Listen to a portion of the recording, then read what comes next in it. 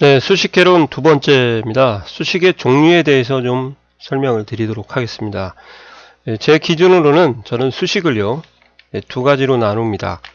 일단 연산자가 들어가는 연산식과 그 다음에 함수라는 두 부분으로 나누는데, 아마 배울 때는 이 두 가지가 좀 처음에는 어렵지만 차후에는 이제 더 깊게 공부하실 때는 궁극적으로 이제 함수를 더 깊게 공부를 하셔야 됩니다. 뭐 이거 두 개를 구분 안 하시는 분도 있는데, 이제 이렇게 구분을 좀 해서 공부를 좀 하십사 하는 바람으로 제가 만들어 봤습니다. 자, 연산식에는 연산자가 어떤 연산자에 따라서 다시 산술 연산자, 비교 연산자, 문자열 결합 연산자, 문자 결합 연산자라고 또 이렇게 부르는 분도 있어서 이렇게 좀 바꾸도록 하겠습니다. 그 다음에 이제 참조 연산자가 이렇게 있죠.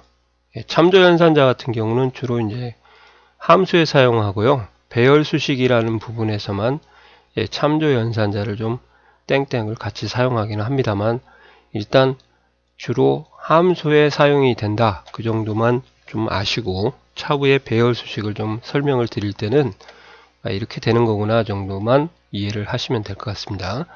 자, 산술 연산자는 뭐 제가 말씀을 안 드리더라도 워낙 초등학교 때부터 많이 해봐서, 연산자가 이제 더하기, 빼기, 곱하기는 이제 아스테리크라고 하죠. 별표를 쓰고요. 나누기가 없기 때문에 슬래시를 씁니다. 여기까지는 다 아시죠? 위에서도 좀 설명을 드렸었는데, 이거 외에 두 가지가 더 있습니다. 그래서 꺽쇠라는 연산자하고요, 퍼센트라는 연산자가 두 개가 있는데, 이것은 이제 승수 연산자라고 합니다. 그래서 는 이 꺽쇠 4 하면은 수학에서 말하는 미수, 지수 2의 4승하고 똑같죠. 그래서 16입니다. 그러니까 이를 뭐 여러 번 곱할 경우가 있다, 그러면 8번을 곱해야겠다 그러면 이렇게 곱하시는 분들이 있죠. 또 계산을 해서 미리 앞서 가시는 분들은 2 곱하기 뭐 해버리면 되는데, 이렇게 해서 몇 번 곱했지 고민하지 마시고 그냥 이 꺽쇠 8 이렇게 쓰시면 더 빠르다는 거죠. 물론 함수도 있습니다. 거듭제곱 연산을 하는 함수가 있기 때문에 그때 가서 또 한번 말씀을 드릴 건데, 일단 요 꺽쇠의 역할이 승수 또는 거듭제곱 연산자다, 그렇게 알아두시고요.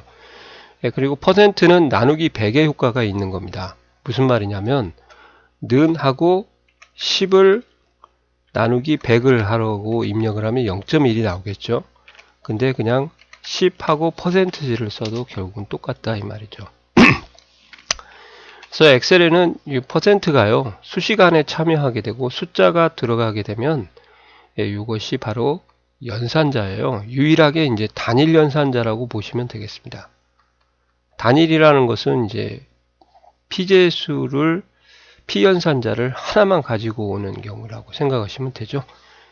그렇게 이해하시면 되고요. 그 다음에 이 부분은 다시 한번 말씀을 드릴 거고요. 그 다음에 비교 연산자는 제일 중요합니다. 이렇게 제가 생각할 때는 이것을 우리가 이상이라 그렇게 얘기를 하고요. 이것을 초과, 한자로 우리말로 크다. 그 다음에 얘는 작거나 같아 이하라고 하고요. 얘는 한자로 미만, 우리말로 작다, 그렇게 얘기를 합니다. 그리고 같다, 같지 않다 이렇게 있는데,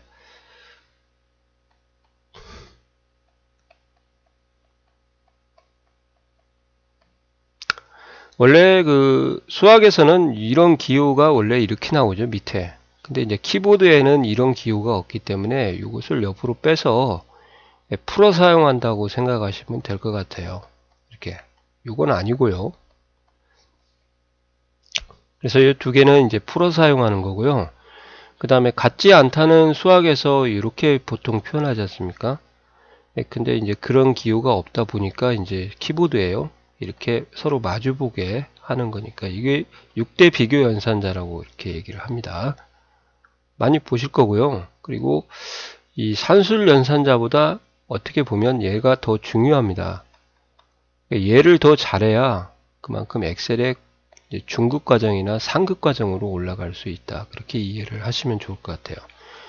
그리고 문자 결합 연산자는 이제 앰퍼샌드라는 그런 형태라고 있죠. 또는 엔드 연산자라고 읽는 분도 있고요. 이것이 있으니까 뒤에 설명은 좀 따로 드릴게요. 그리고 참조 연산자는 지금 설명을 안 하고 이렇게 종류가 3개 정도만 다시 한번 있다는 것만 아시고요. 자, 함수를 설명하고 이거 다시 한번 설명을 드리겠습니다. 그래서 이제 이런 것들에 대한 특징들을 조금 더 설명을 드리도록 할게요. 보충해 가셔서 같이 한번 보시면서 작업을 해보도록 하겠습니다. 자, 산술연산자를 제가 여기다 좀 이렇게 써놨습니다. 보시는 것처럼 많죠? 하나, 둘, 셋, 넷, 다섯, 6개를 써놨고요. 계산하는 방법은 는을 하시고 이퀄을 하시고 마우스로 이렇게 찍어주시면 되겠습니다. A3과 B3을 더해라. 그리고 나머지는 일단 왜 그런지는 모르겠지만 오른쪽 귀퉁이 하단부에 될 때 얇은 십자가 됐을 때 쭉 끌어라. 이렇게 얘기를 하겠습니다. 일단은 그 다음 빼기는 이렇게 하는 거고요. 곱하기는 이렇게 하는 거다. 나누기는 슬래시고요. 승수는 꺽쇠. 퍼센트는 이제 곱해서 퍼센트지를 붙여놔. 퍼센트지를 붙이고 곱하나 이게 결국 같은 결과가 나오기 때문에 그냥 이런 식으로 제가 했습니다. 그죠? 자, 여기서 이제 주의 깊게 보셔야 될 게 이거예요. 자, 더하기를 예를 들어서 세모하고 네모를 더한다. 그러면 아까 말씀드린 대로 세모하고 네모를 제가 뭐라고 했습니까? 피연산자라고 했죠. 피연산자는 산술연산자에서 반드시 숫자나 숫자의 형태가 와야 됩니다. 이렇게요. 이것도 계산을 할 수가 있어요. 아시겠어요? 근데 이건 안 되죠.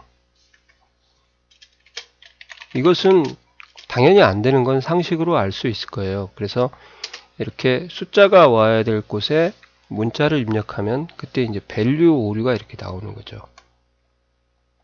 그래서 산술 연산자의 피연산자는 숫자 형태가 또는 숫자나 숫자 형태가 와야 된다. 그리고 그 결과가 모두 다 뭐다? 숫자다. 그것을 좀 아시라는 거죠. 그래서 그 부분을 안 읽고 왔습니다. 다시 한번 읽어드리려고. 그 다음에 이제 비교 연산자 같은 경우는요. 여기 보시는 것처럼 여기를 두 개를 비교를 해라. 즉 값 1이 값 2 이상이다. 그러면 는을 하시고 찍고 크거나 같다. 값 2 이렇게 찍는 게 이게 이상을 표현하는 겁니다. 이렇게요. 나머지는 최후 개인들이죠. 크다는 이렇게 표기하는 거고 이하는 이렇게 표기하는 거고 미만은 이렇게 같다는 이렇게 같지 않다는 이렇게 표기하는 거죠. 그리고 이제 좀 하나 주의할 것은 날짜에서 저희가 이제 사용할 때는 날짜죠. 이상이나 아니면 이하라는 멘트를 좀 안 씁니다. 아시겠어요? 사용을 안 합니다. 그래서 날짜는 7월 5일 이후에 보자 또는 이전에 보자 이런 것처럼 이후나 이전이라는 연산자를 쓰거든요. 그래서 이후는 7월 5일로부터 6, 7, 8, 9 커지니까 이상이라는 연산자하고 똑같고요. 이전이라는 연산자는 이제 작아지니까 그날을 포함해서 이렇게 이하 연산자하고 똑같다. 그래서 좀 알아놓으시고요. 그 다음에 이제 가장 중요한 걸 말씀을 드릴게요. 자, 비교 연산자에서도 금방 설명드린 것처럼 세모, 이하, 네모 이렇게 썼죠. 그러면 이 세모와 네모가 피연산죠. 피연산자인데 이 피연산자에 숫자가 오든지 문자가 오든지 상관이 없습니다. 비교 연산자는. 아시겠어요? 근데 이제 보통은 숫자를 비교를 많이 하기 때문에 그런데 자, 중요한 것은요. 얘가 숫자가 되면 얘도 숫자가 와야 되고 얘가 문자가 되면 얘도 문자가 와야 되고 얘가 날짜가 오면 얘도 날짜가 와야 돼요. 즉, 두 피연산자가 반드시 성격이 동일해야 된다. 즉, 동일한 데이터 형식을 가지고 있어야 된다. 아시겠어요? 요게 이제 겁나게 중요하니까 이걸 꼭 챙겨 놓으시기 바랍니다. 이렇게 A하고 Z는 서로 비교할 수가 있어요. 이 아스키 코드라고 해서 코드 값으로 비교가 되는 거거든요. 이걸 이렇게 하시면은 이제 폴스가 나오고요. 가하고 하도 비교할 수가 있습니다. 근데 제발 이렇게 비교하는 것은 아니라는 거죠. 문자니까 큰 따옴표를 해드렸죠. 이렇게 비교는 할 수 없다는 거예요. 어떻게 2하고 가를 비교합니까? 아시겠어요? 그런 부분에 대한 것을 꼭 좀 챙겨 두시기 바랍니다. 그래서 하도 중요하기 때문에 이렇게 써놨죠. 비교 연산자의 P 연산자는 데이터 형식이 반드시 동일해야 합니다. 이렇게요. 당연한 것처럼 보이겠지만 이렇게 하시면 되고요. 그 다음에 앰퍼샌드라는 연산자의 문자열 결합 연사 또는 문자 결합 연산자라고 했죠. 이렇게 하시는 거예요. 1과 2를 서로 이렇게요. 그럼 뭐 나올 것 같아요? 결합을 시켜주니까 12가 나오는데 왼쪽 정렬을 하게 되니까 얘는 문자의 형태가 되는 거죠. 자, 이렇게도 할 수 있어요. 이름이 써놓고 이름에다가 이제 귀하를 붙여줘라. 그러면 수식으로 사용자 지정 서식을 이용해서도 할 수 있지만 수식으로 이렇게 귀하를 다 연결을 해놓고 채우기 핸들로 이렇게 딱 끌어주셔도 결과가 똑같다는 거죠. 자, 이런 것처럼 문자열 결합 연산자는 P 연산자가 문자가 오든지 숫자가 오든지 상관이 없고요. 얘는 형식도 동일하지 않아도 됩니다. 2라고 나도 연결할 수가 있거든요. 이렇게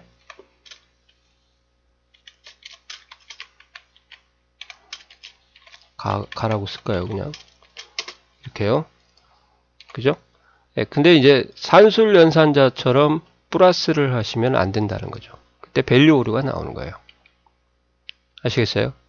그 다음에 이제 문자열 결합 연산자를 가장 요긴하게 쓸 수 있는 그러한 케이스가 이렇게 도시에 있는 주소가 낱개로 떨어져 있는 걸 하나로 뭉치시겠다. 그럴 때 는 하시고 이렇게 해서 이렇게 쓰시는 부분이 가장 또 현실감 있게 아마 받아들이실 것 같아요. 만약에 띄어쓰기를 하시겠다 그러면요, 이 안에다가 각각 사이사이마다 앰퍼샌드를 이용을 해서 한 칸 띄셔야 됩니다. 자, 주의할 것은요, 여기에서 백날 띄워봤자 안 됩니다. 안 띄어진다 이 말이죠. 그래서 이렇게 앰퍼샌드를 이용해 가지고 중간에 사이사이를 띄어쓰기는 안 해도 되는데 보기 좋게 하려고 띈 겁니다. 이렇게 두 칸 띄겠다 그러면 두 칸을 띄워주면 되고요. 이해 가시나요? 이런 식으로 항상 이렇게 하셔야 된다. 이렇게. 그래서 이제 이렇게 글자로 취급을 받는 거죠. 얘도 한 글자예요. 이렇게요. 그래서 띄어쓰기 하실 때는 이렇게 해야 된다는 걸 주의하시고요. 주의할 것은 또 이거죠.